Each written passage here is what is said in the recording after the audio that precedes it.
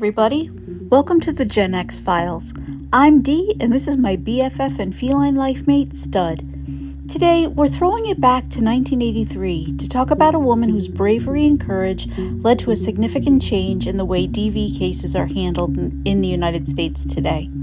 This is the horrifying story of Tracey Thurman, and this video comes with a great big fat DV trigger warning. Stud and I understand if you need to skip this one, because while there is a silver lining to this dark cloud, the content is clearly heavy. Please proceed with caution. Tracey Thurman was born and raised in Torrington, Connecticut, a small, quiet town that would soon become the center of a case that would reverberate across the nation. In the early 1980s, Tracey found herself trapped in an abusive marriage with her husband, Charles "Buck" Thurman. Despite repeated pleas for help, she was left isolated and unprotected by the very people sworn to protect and serve, the Torrington Police Department. Before her marriage to Buck, Tracey had been working at a hotel in Florida, where she first encountered Buck and his fellow construction workers. Initially, Buck was charming, winning her over with his charisma. However, as time passed, Buck began to reveal a darker side, displaying explosive tempers and directing his rage at Tracey. He confided in her about the abuse he suffered as a child at the hands of his mother, but this did nothing to temper his own violent outbursts. Despite the escalating violence, Tracey chose to stay with him. The situation worsened when she told Buck that she was pregnant with his child. His response was to punch her in the face and kick her in the stomach. This brutal act forced Tracey and her son Charles, CJ for short, to return to Torrington, Connecticut, seeking refuge with her friends, Judy and Rick. In November 1982, Buck forcibly entered the residence of Judy and Rick and took their son CJ. Although CJ was eventually returned to Tracey, the police refused to accept a criminal trespass complaint from Judy and Rick. Just 4 days later, Buck confronted Tracey on a public street, standing in front of her car and verbally threatening her. A police officer named Neil Gemelli stood nearby, but didn't intervene until Buck smashed Tracey's windshield with his fist. Buck was subsequently convicted of breach of peace and received a 6-month suspended sentence along with a 2-year conditional discharge, which included an order to stay away from Tracey. However, within weeks, Buck was back at it again. Despite her reporting these threats to the police, no action was taken to arrest him. Between January and May 1983, Buck Thurman repeatedly violated the court order by continuing to threaten Tracey. Despite Tracey reporting these incidents to the police, no action was taken. In May 1983 alone, she went to the Torrington Police Department 5 times to request Buck's arrest. The police offered various BS excuses for their inaction, including telling her that the officer assigned to her case was on vacation. Finally, on May 6, 1983, Tracey filed for and was granted a restraining order against her useless shitbag husband. Buck. Fun fact, the cops were friendly with Buck, who worked at a diner where they would frequent. Then on June 10, 1983, the violence escalated to a horrifying level. Buck Thurman brutally attacked Tracey in broad daylight, stabbing her 13 times, stomping on her head, breaking her neck, and leaving her partially paralyzed, all in the presence of a single police officer who watched from his vehicle. Officer Petrovitz, although armed, did absolutely nothing to stop Buck's attack on Tracey. Eventually, Officer Petrovitz exited his vehicle to take the knife from Buck, but made no attempt to arrest him. However, he did continue to watch Buck repeatedly kick Tracey in the head, causing her neck to break. Buck then ran into the house, grabbed their son CJ, and brought him outside. He dropped the child onto Tracey's motionless body and kicked her in the head again. Soon thereafter, Officers D'Angelo, Newkirk, and Columbia arrived on the scene, but still permitted Buck to wander about the crowd and to continue to threaten Tracey. Buck was only arrested after he tried to force his way into the ambulance to attack both the paramedics and Tracey once more.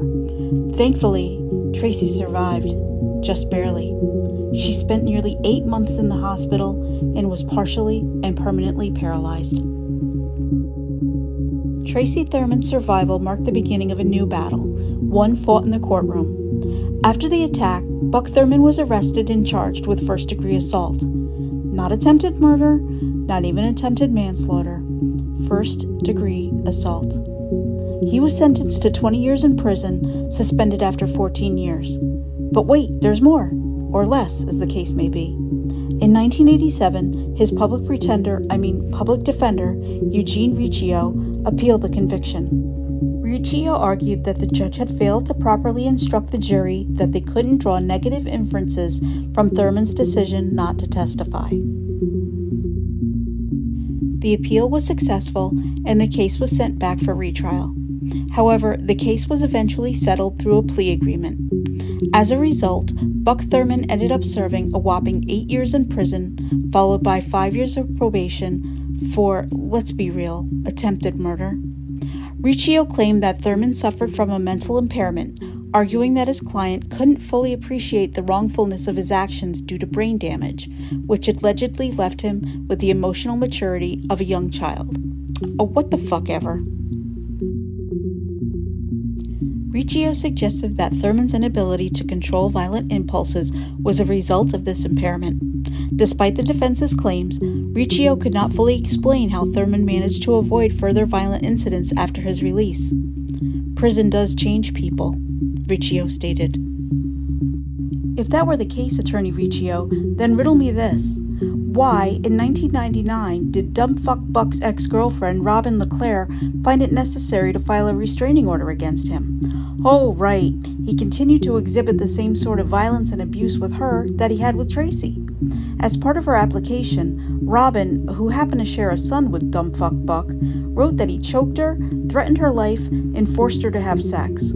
To the surprise of absolutely no one, Buck violated the restraining order one day in November 1999 when he pulled up alongside Robin and her son and honked the horn. Once again, though, Buck got a pass. The prosecution asked for 2.5 years back in the clink, but instead he was slapped on the wrist with just 1 year's probation. While Buck Thurman's criminal case unfolded, Tracey Thurman pursued justice on another front. In 1984, she filed a lawsuit against the Torrington Police Department, and rightly so, for the non-performance or malperformance of official duties by the defendant police officers, according to court records. In other words, she accused them of failing to protect her from her husband's violence despite numerous warnings. Doing so made her the first woman in the U.S. to file suit against a town individually and its police department for violating her civil rights. Her suit alleged that the police had virtually ignored her and the violence against her because she was married to the offender. In a landmark decision, the court awarded Tracey $2.3 million in damages. The district court found that, quote, a pattern of affording inadequate protection or no protection at all to women who have complained of being abused by their husbands is tantamount to an administrative classification used to implement the law in a discriminatory fashion. This case marked one of the first times a domestic violence victim successfully sued a municipality for failing to provide adequate protection.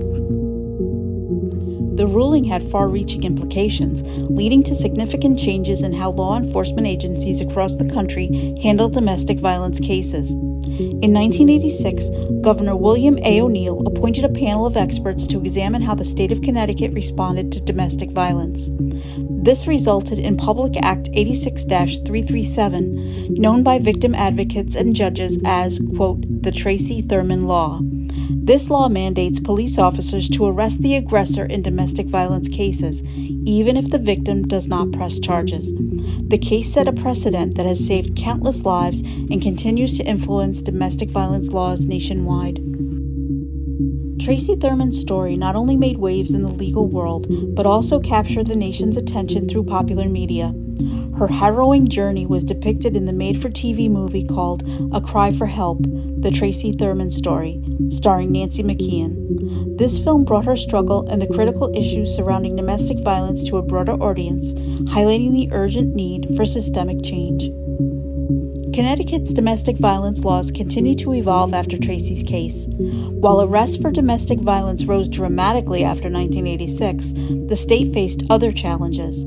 such as the issue of dual arrests.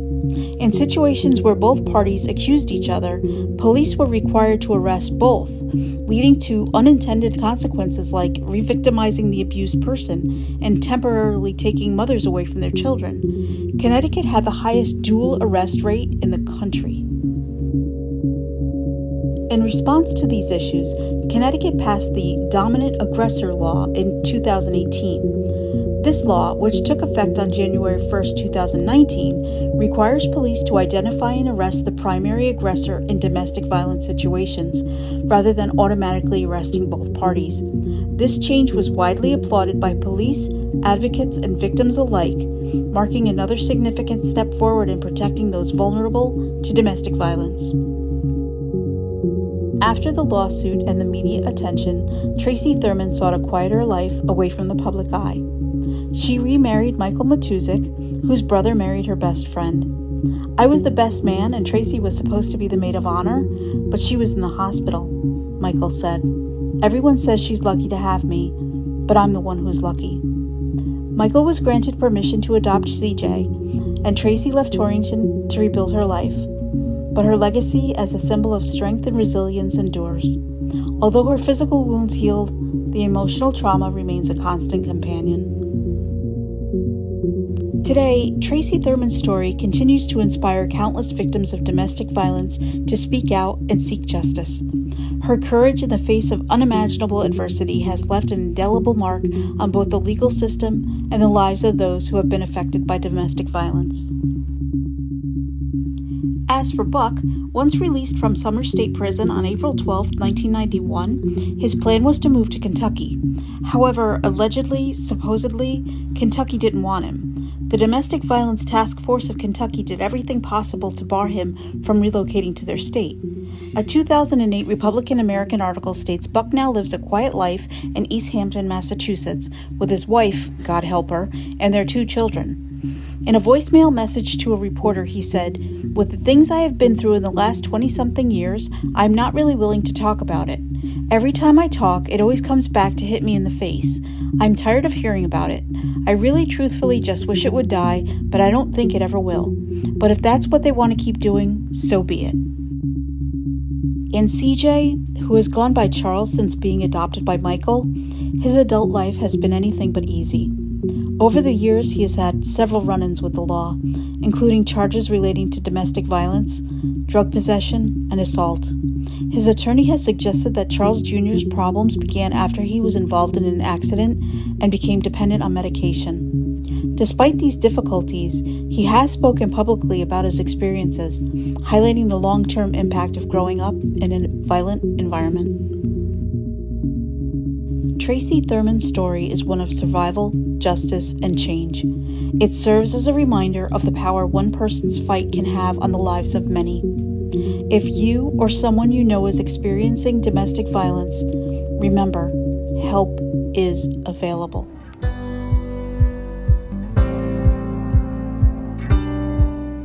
When I'm out in the store and someone comes up to me and approaches me and says, you know, you saved my life, or you've changed my life, it was all worth what I went through to hear that. It makes me feel honored that they look up to me, they could better their life. I'm very fortunate that I'm here to be able to share my story. And I also feel like I have an obligation to the people that weren't as lucky as I, to be their voice for them. And it is rewarding to me to know that, God, if I could save one person from what I had gone through, this is why I do it.